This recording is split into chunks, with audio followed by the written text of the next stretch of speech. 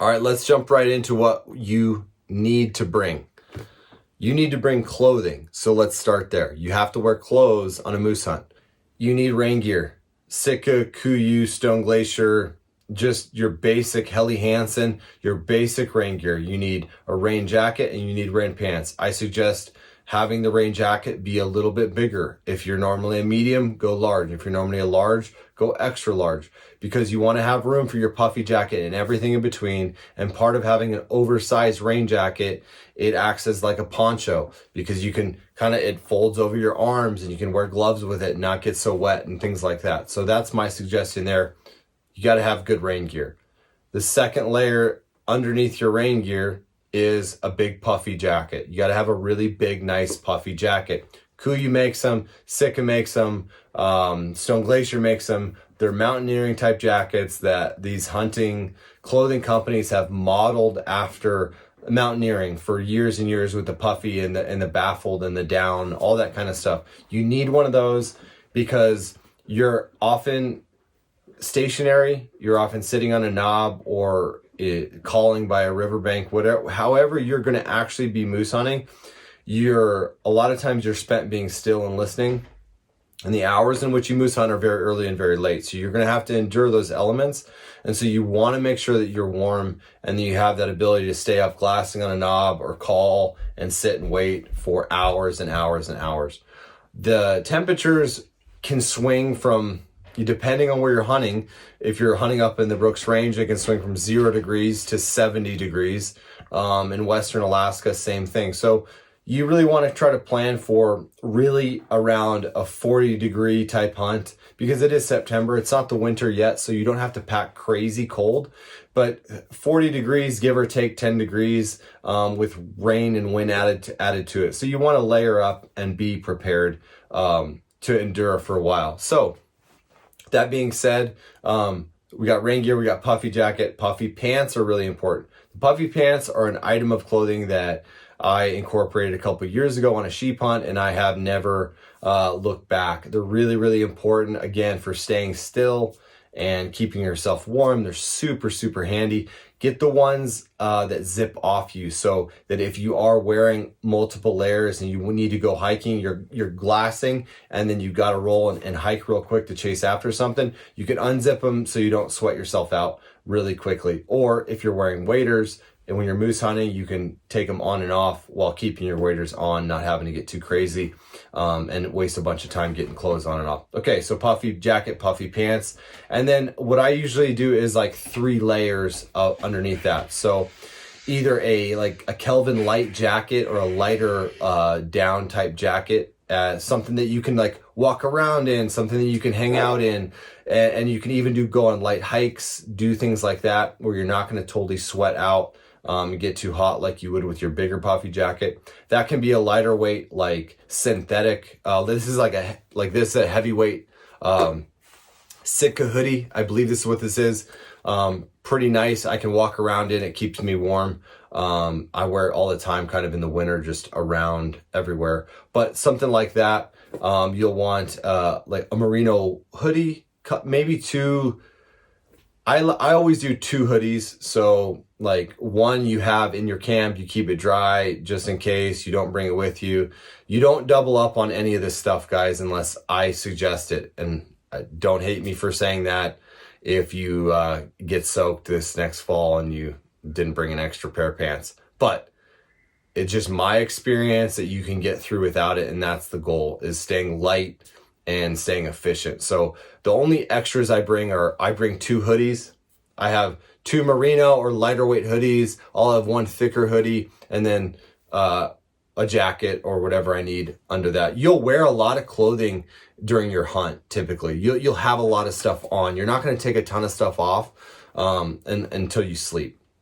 So a Merino t-shirt or Merino hoodie as your base layer. A thicker layer, either a thicker synthetic hoodie or some type of lighter weight jacket, Kelvin light jacket or Aero light jacket, whatever they're calling it now, or something similar, some kind of sweater, similar lighter weight wool type sweater, and then your big puffy, and then your rain jacket. And then as far as your pants go, obviously you need underwear. Bring a couple pairs of underwear, and then have a basic hunting pant. Every company now makes like a pretty standard polyester mid-weight type pant, whether it's an attack pant or like the Kuiu, whatever they're calling it now, the Kuiu guide pant, the Sitka mountain or timberline pant.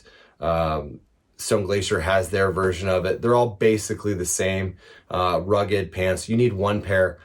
Your second pair of pants, if those pants get trashed and wet or whatever, you wear your rain pants, because you always have a base layer underneath your pants. So you have merino base layer top and merino base layer bottom underneath your hunting pants. So your hunting pants, and then like a 145, I don't know what all the weights exactly, but that lighter weight merino base layer all the time.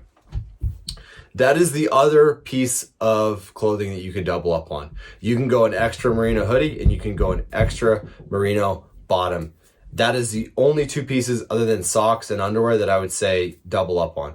Because what's nice is if you do get soaked, you can change out and sleep real warm. You can change out, get your wet stuff off, and have that warm base layer immediately. So it's a safety thing. You can always change pants like I had just mentioned. Your extra pair of hunting pants could be your rain pants, or they can be your puffy pants. Those are totally fine options, and I've had to do that before, and I survived. It's not a big deal. These are only 10-day hunts. You're not living out there forever, so you can get by without it. And most often than not, you get those hunting pants, if they're wet or whatever, you wipe them down if they're really bloody, and they end up drying out, and you'll keep using them. No big deal. Okay, so that pretty much runs through our clothing. I like Smartwool socks, or I like the Kuiu socks. There's a couple other socks that I like that keep it form fitting to your foot after it's been wet and sweaty and all that kind of stuff. Gloves are really important too. Wear a pair of like leather gloves, Mechanix gloves, puffy gloves, insulated gloves. I would say 2 pairs, one light, one heavy, depending on what you want to do with that. I usually like going like a mechanic leather based glove because they dry out as one, and then like a warmer glove that I know I'm not going to get wet, that I'm not going to be working in or hiking in, that I'm just going to be sitting there glassing with. Beanies, you got to go one beanie that covers your ears, real warm beanie, a neck gaiter. I'll usually do some kind of like buff, like a merino buff or whatever. If it's really hot, I'll use it as a beanie, or if it's really windy or something, I want to keep my face a little bit warmer. That's a better option than a neck gaiter. Neck gaiters are usually really thick, and they can keep you really warm while you sleep, but not so much when you're actually walking around. So I'll wear like a merino buff around. I'll just have it if I'm getting cold or my ears are getting cold. Anyway, that's an optional item. Beanie is you got to have a beanie, and you have to have like a ball cap, because they do keep off the mosquitoes or wind off your head, because everything that you have is a hoodie, so you can kind of latch it on. Baseball caps and beanies are really good for that. Other than that, headwear that's pretty much all you need. If you want to bring extras, bring an extra beanie. I always like having my extras being associated with my sleep. So I'm not going to use multiple beanies usually in a hunt in the field. So I'll have one beanie that I take in the field and one that stays in my sleeping bag. And same with the base layer. So an extra base layer, an extra beanie, just in case, like I said, for safety reasons. You get soaked, you get cold, you need to dry out, you need to get in dry clothing and get in your sleeping bag. Those are situations where extras are important, and there's not very many of them, guys. So you don't need to bring a bunch of pants, bunch of shirts, bunch of hats. You just keep it simple, keep it lightweight, keep it quality, and it'll pay off for sure. And you'll realize that you don't change clothes very much. You don't take your clothes off very much. You don't sweat very much. Alaska moose hunting is, you're going to hike and you're going to move, but it's cold. Typically it's cooler. It's, could be windy. You're moving from point to point. You're not going on, long traverses. So you're not covering a ton of country all at once. You're staying pretty mobile, staying pretty close to the camp because of the nature of packing out a moose. It tends to be pretty difficult. You got to carry a lot of weight. So that's clothing. Let's jump right into gear and the essential gear and camp equipment. First, I want to still keep going over your personal gear, and then we'll shift over into a basic camp outline of gear that you'll need. You may or may not need depending on your hunt. If you're going on a guided hunt or a DIY hunt, or the DIY hunt, the gear is provided for you. So some of this stuff is definitely optional, but I want to go over it all for you as best I can. So personal gear. Let's start with your sleeping bag. Stay with a 0 to 15 degree sleeping bag no matter what, even if the temperatures are going to be in the 50s.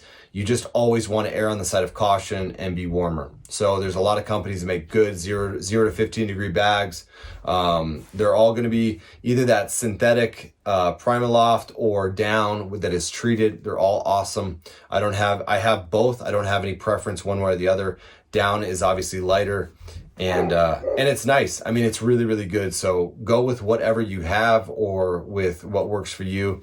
The poundage isn't super important on these hunts because you're not saving a ton. A half pound is not going to make or break you, where if you're sheep hunting, it adds up and adds up. So this is not a sheep hunt. You want to stay comfortable when you sleep. Sleeping pads, there are two types of sleeping pads. I prefer the basic standard foam sleeping pad that you just lay on a cot or lay on the ground. They're very, very warm, but they're not very comfortable. The other blow up or like air mattress type sleeping pads are really, really good. Typically because if you're moose hunting, you're going to be staying on a cot, you're going to be sleeping on a cot or even on the ground. It's those are really, really good for if you're on the ground. They can even out a lot of stuff. They typically are not quite as warm as the closed cell foam is, but they can offer a little bit more versatility and keep you a little more comfortable. All right, next most important piece of equipment besides your sleeping bag and your sleeping pad is your backpack. So I am of the experience, I've had a lot of pack outs with moose. I don't believe that an internal frame backpack can or is your best option for packing out moose. I believe that it can help you and you can get away with it on a hunt. But if you're going into this hunt and you're ready to pack out a moose, which is 9 pack loads, 8 or 9 pack loads, depending, potentially a mile or 2 miles away, if you're relying on an internal frame pack, and it doesn't matter the brand, Mystery Ranch, Kifaru, Stone Glacier, you're going to be hurting. It's not going to be a good situation for you. So a lot of the backpack suggestions are from guys that are either A, sponsored or never packed a moose very far.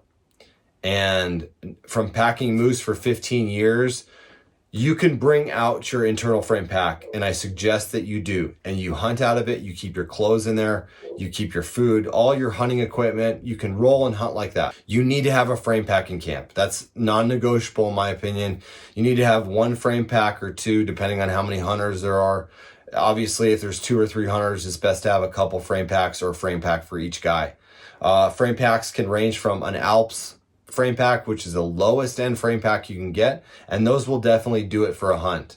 I wouldn't suggest them for multiple hunts or planning any other hunts long term with those Alps frame packs. They're cheap, they're cheaply made, but they will get the job done.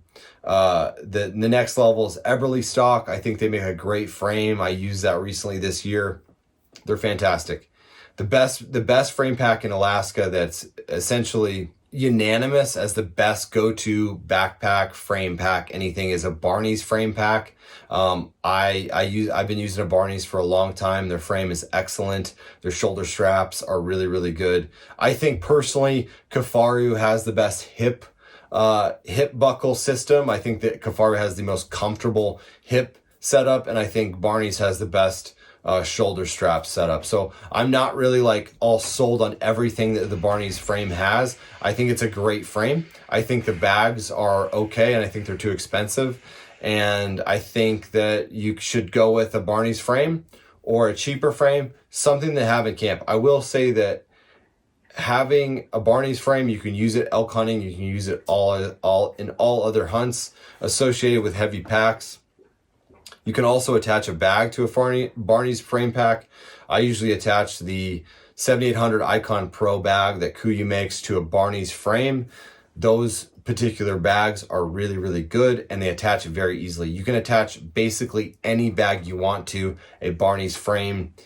So go with your good day pack that you usually use, whether it's a Stone Glacier or Mystery Ranch or whatever like that. You can use that for short-term pack outs, but have a frame packs in camp with you at all times for those longer hauls. You will not regret that. Let's talk optics for a minute. Whatever bino that you have, 10 to 15 power, use it. Whatever scope you have. So whatever you have, Vortex 20 by 60, you got a Swarovski 20 by 60. Those are important for when you're moose hunting, to be able to count tines and to see width, and also to video. So shifting right into electronics, staying with your personal gear, you'll want to have obviously a cell phone, and then an inReach that you can connect with your cell phone and communicate for safety reasons to anywhere that you need to communicate to, whether that's back to the base camp, air taxi, family and friends. All that is fantastic. So you'll want a cell phone, you want to get an inReach, but that cell phone, you want to have some kind of lightweight phone scope, so you can be able to film a moose, to potentially break him down. What I like to do is film and then look at it a little bit blown up if I have time. Sometimes you may not have time when you're moose hunting, and sometimes you may never ever use your spotting scope because the country or the terrain where the moose are coming in at just may be too close, and so you just have to use your judgment. If you're in a 50 inches or better area, or 3 or 4 brow tine area, you'll have to just determine that yourself and what you can use. But I would say bring a spotting scope, bring a pair of binoculars, bring a rangefinder. Standard stuff, guys. Don't want to get too into detail with that yet.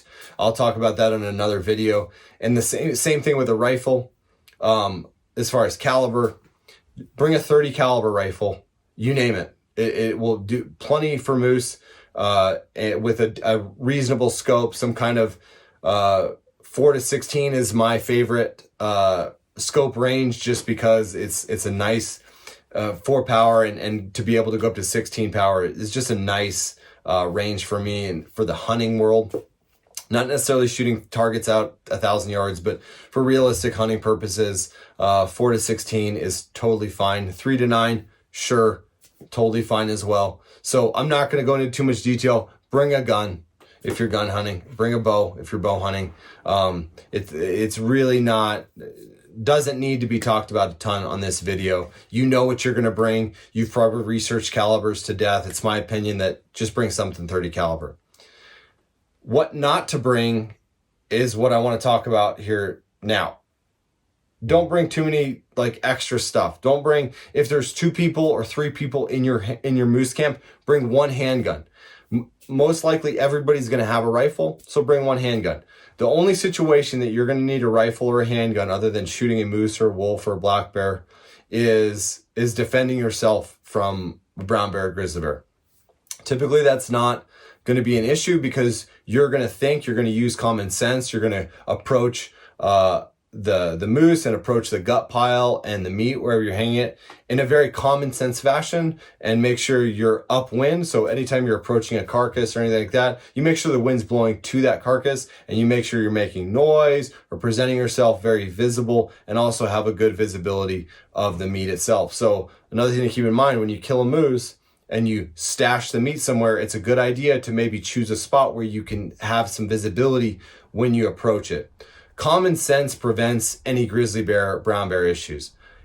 Packing 35 pounds of handguns and ammo and holsters, that doesn't prevent brown bear issues. That's last resort, and that's when you don't have a rifle on you. So when you don't have a rifle on you is the time that you're packing meat to your camp or landing strip or wherever you're going. So it's a very limited time packing meat that you actually need a handgun that you may or may not have a rifle on you, because the best bear defense anyway is, if you're carrying a rifle, is having and using that rifle, because it's a lot more effective on animals having a high powered rifle than a handgun, for accuracy purposes, and also obviously for power. So don't get too carried away with handguns. Don't get too carried away with bear spray.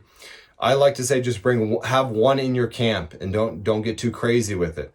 In other words, don't bring 1,000 rounds of ammunition.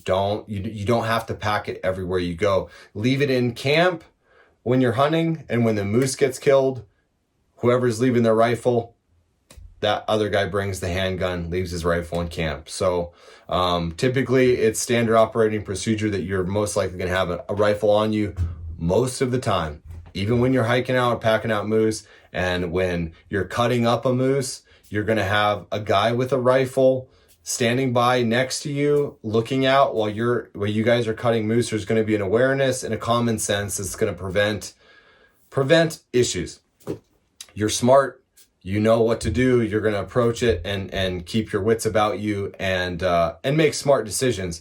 And that will prevent you from bringing a bunch of extra crap that you don't need, that will end up getting dirty or messed up and just causing issues overall, and could potentially become a weight issue, and then you're gonna have to leave stuff behind. Staying on the topic of what not to bring with guns, don't bring a bipod. There is no excuse for a bipod. There's never been a situation where a bipod has been used that something else couldn't have been used in place. Bipods are heavy, they snag on branches, they just are not used. Alaska doesn't have the terrain that's conducive for a lot of bipod shooting. I have bipods on almost every single one of my rifles. Just so you know, I'm not a bipod hater, but in Alaska, you're doing a different thing here. You don't need your bipod, leave it at home. You don't need a lot of extra shooting stuff. Just leave it at home. You're gonna end up shooting this moose very, very close, relatively speaking, and the moose is a very big target. Most of the moose that get killed are sub 250 yards. They're 50, either they're at 50 yards or 250 yards. Either you call them in or you shoot them when they're called in, or you call them in and then you get to a vantage point and shoot them from a vantage point. So you don't need to bring a bunch of extra nerdy like hunting shooting gear that I use a lot when I'm hunting long range elk in Arizona. You don't need to bring it up there for moose. So leave that stuff at home. Bring a rifle, bring a sling if you really need it. Slings are also optional. Slings also snag on alders and snag everywhere, so that's also an option. Slings can be good if you have a frame pack, because you can rest it on your frame pack as you're hiking around. So sling optional, bipod no. Obviously there's some things like extra magazines or ammo. Just bring 20 rounds of ammunition with your gun, whatever gun you choose. Bring 20 rounds. Obviously it'll take a couple to shoot the animal, hopefully just one, but in the event that you spill your rifle and you need to resight it in, you have a comfortable amount of ammunition to re-zero your rifle if necessary. And that's kind of the way I look at it. And I've had to do that. So bring a little Allen key and whatever wrenches that are only specifically for your scope and messing and adjusting your scope if you were to have that problem. So don't bring a big bunch of tools. Don't bring a tool set. Don't bring a bunch of stuff. Just bring a couple little Allen keys that fit your scope rings and fit your bases. That's it. That's all you need. I've done it before. I've had to readjust and re-zero a client scope before, and I had the right stuff, just a couple little things. That was what I have to bring stuff for all possible scenarios. You know what your scope rings are and exactly what sizes for the Allen key. So bring what's necessary for you. As a guide, I always bring, like, I don't know what they're going to have, so I bring a lot more stuff just typically, but it does come in handy. And if you do get some shots at a wolf, 20 rounds is good. Okay, so another thing that you should bring, think about tripod.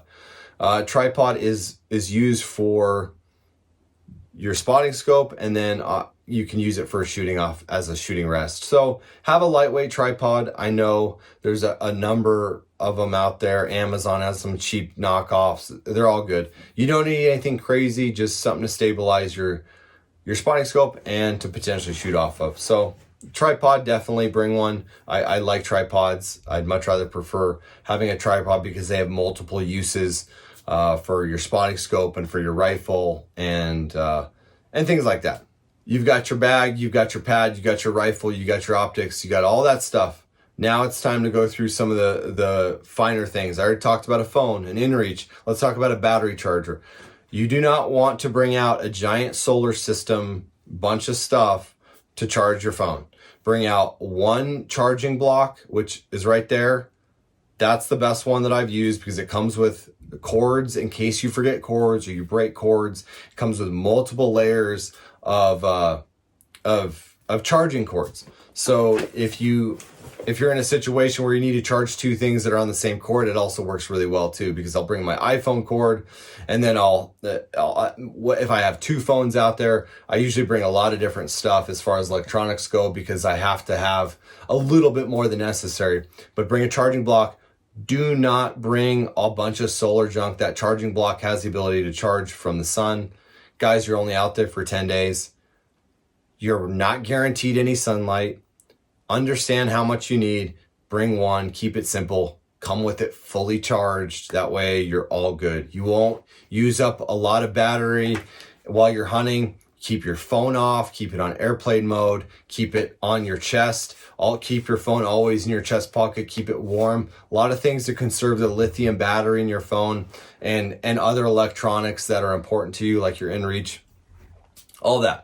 Just bring one charging block. It'll charge your phone a bunch. That's pro tip. I've used that for years and I love it, and I've never had an issue, and it does get charged by the sun without having all this Goal Zero fold out stuff everywhere that becomes super bulky and just not efficient. So I'm really trying to make this list efficient. Not so much that a lot of things don't work, but what's most efficient for size and weight and just overall usability. Every piece of important clothing should be in a dry bag. So you put your clothes in a dry bag that you want to hike out with you every day, your puffies, your stuff that you're not going to hike in, but they're in your backpack. Keep them in a dry bag. Your sleeping bag, when you're in your transportation mode, whether you're hiking or you're rafting or whatever, all that important stuff stays in dry bags. So everything you have should be in a dry bag. Your backpack, whatever it is, may or may not have a rain cover. That's optional. Rain covers can be good. They can be useful. But what's more useful is having everything in a roll top dry bag that ensures nothing gets wet. So electronics, clothing like beanies and gloves and puffy jackets, things that you'll put on after you've hiked and you've sat down for a while, everything goes in a dry bag. That's important. All right, game bags. Game bags are super important. Alaska game bag. They make great game bags. They're awesome. All you need is one set for a moose. They don't tear. They're strong. They're big enough. A lot of game bags are set up for elk. These are set up for a moose. So you get the moose bags and you'll be good to go. Tarps, you should have a lightweight tarp that you can shield yourself from rain or whatever. You can pack around your backpack at all times. There's a bunch of options out there. I have a Sitka one. I mean, there's Kafari ones, all kinds of little lightweight tarps that just kind of shield you or can cover your meat, whatever it is. Your camp, you should have a big blue tarp for your camp that you can pack later if you need to cover some meat or create like a little camp structure to keep rain off your meat and things like that. All right, let's talk water. So anywhere you're going to be hunting, you're probably going to have some water access close, whether it's a river, creek, or a lake that you're camped on. I like four things. I like the Nalgene with the small opening, easier to drink out of. A big Nalgene, the 48-ounce Nalgene, both of those. I like a gravity water filter, a big bag, 10-liter bag water filter. Hang it in a tree. You get your water out of a creek, a mud puddle, lake, whatever it is. Hang it in a tree or your tent, the top of your tent. You filter water and then you fill it into dromedary bags. The dromedary bags hold your water, so you have a water storage system in your camp at all times for fresh water. And so that if one night you get back really late, you don't have time to filter water or you fall asleep or whatever, you have water in camp ready to go. You hydrate back up. You get ready for the morning. You may not have time. Like I said, just always have a cache of fresh water available. And that's the idea behind having a normal Nalgene bottle that you can drink out of, and then a bigger one that you can have as storage that you take with you. And then at camp, you have your freshwater storage. I don't like any other water filtration system other than the gravity filter with the big bag. It makes the most efficient way of the use of your time, your energy, and the water. The water bottles that filter water, great, But really what we're doing here is you're planning for 10 days and you need to plan for water. And so it's not just a spring of the moment. I don't have any fresh water, so I need to put it in a water bottle. No, this is a hunt. You're going to get prepared. You're going to use common sense. You're going to have a day or two before your hunt starts to get all the fresh water filtered, get it all ready, get everybody's water bottles filled up, and then ready to roll. It's not a spur of the moment thing. So you're going to pack water with you every day on your hunt. That is going to be enough for you to be perfectly fine. You'll have at least 48 ounces. Most likely, you'll have 60 ounces with you at all times on your hunt. And if you need to, you pack something else as some kind of water purification thing. But in my experience, you rarely ever need it. So pack water with you and then have the water filtration at camp with a big 10-liter thing. Because like I said, you can fill everything up, store it in the bags, good to go. Okay, so other personal like equipment pieces, trekking poles are super important. You need trekking poles for crossing creeks, packing out in marshy conditions, going down steep faces or steep rocky areas, or just steep tundra hills with big packs. You don't really need trekking poles until you need them. They also can provide utility. This is why I like trekking poles too over other things. You can also make trekking poles out of sticks. We've done that before out of nice alder sticks, but you can use trekking poles to create a lightweight shelter with your lightweight tarp if necessary. You can use it as stands where you put your lightweight tarp over and you have stands. So trekking poles can have a number of different uses. Most guys think of them only as like, I don't need them to hike, I'm strong enough. But they really come into play not when you're hiking, but when you're packing heavy packs of meat through very unstable conditions, creeks, marshes, like I just explained. All right, let's talk blades. Your saw or your hatchet, both are used interchangeably. They both can take down branches and they both can cut through ribs and cut bone. A saw is a lot better for cutting a skull plate if you need to cut the head off your moose, or skull cap your moose to fit into a plane or whatever, or make it a little bit lighter. So a small hatchet or a saw, you do not need both. Don't bring both. I've gotten away with a hatchet on a lot of hunts. Little tiny hatchet are great. Also, I've gotten away with just a Leatherman. You can get away with a lot without having to pack a ton. So I like a lightweight saw is probably your overall most utilitarian piece of equipment as far as that goes. A fixed blade knife for prying and some camp work and some bushcraft. And then a razor knife, outdoor edge or Havalon for skinning and the finer tuned, gutting, butchering work. That's perfect. That's all you need. So you bring those three. And guys, so if you're in a camp with 2 or 3 other guys, know what each other is bringing. Just a side note, so you guys are not all bringing, you don't need 12 knives, 15 knives between you. You don't need a ton of stuff of the same redundant stuff between you. It's good to have redundancies in a few areas, but you don't need 12 knives or 16 knives between you. You would get away with one saw in the group. And everybody should have 2 knives on them for sure. Everybody should have that. But everybody doesn't need to bring a saw and a hatchet and all this kind of stuff. All right, light is something that comes up too. You're gonna need light. You're gonna need headlamps and a flashlight. So you don't need a flashlight per se. I always bring one. I have a Surefire flashlight that's super handy. It's super bright in case of emergencies, which I've had to use. But always have 2 headlamps. I like the Petzl Bindies or like the standard headlamps that you can use batteries and also charge. So I like using a kind of dual purpose headlamps. I like to be able to charge them or throw batteries in them. The little Bindies, Petzl Bindies are really neat. I've used them a bunch. They last a long time and you can have a lot of them. I always have a couple headlamps because you can use one headlamp as kind of like your camp lamp, and you have it in your tent and kind of create some light at night when you guys are cooking, or pack some little lightweight lamp. But really, again, it's the redundancy factor. If you're going to want more light, bring more headlamps because that's more usable. So if you burn out a headlamp, that's no big deal.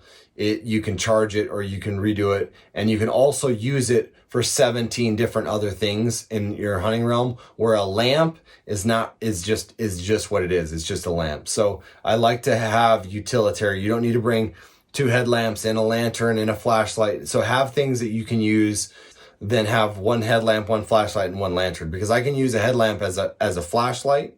I can use it as a lantern, and I can also have it for camp work. So that's my opinion. All right, you'll need a med kit of some kind. Basic stuff, guys, but not too basic, not too simple, not too cheesy. You'll want some stuff that's kind of serious but basic. You don't need a ton of stuff.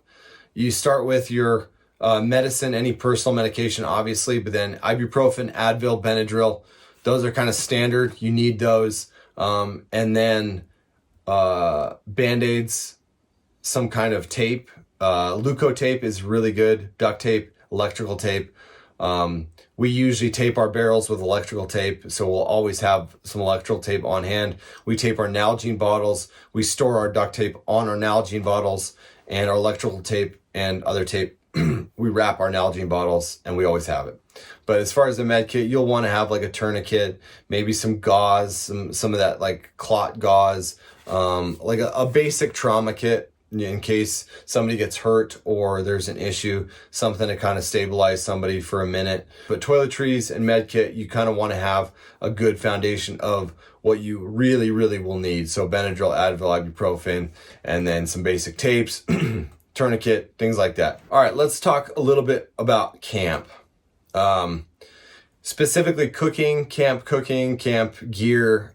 This may or may not affect you or may or may not apply, but if you're going on a DIY hunt and you have to provide your own stuff, or you want to provide your own stuff, you will want a jet boil or an MSR reactor that is big enough to cook for your group. So you're going to be doing a lot of freeze-dried food, a lot of coffee, oatmeal, candy bars, granola bars, protein bars, all that kind of stuff. So MSR reactor or jet boil with the bigger pot is pretty much the best you can get. You'll want to buy your fuel in Alaska. You can't put it on an airline.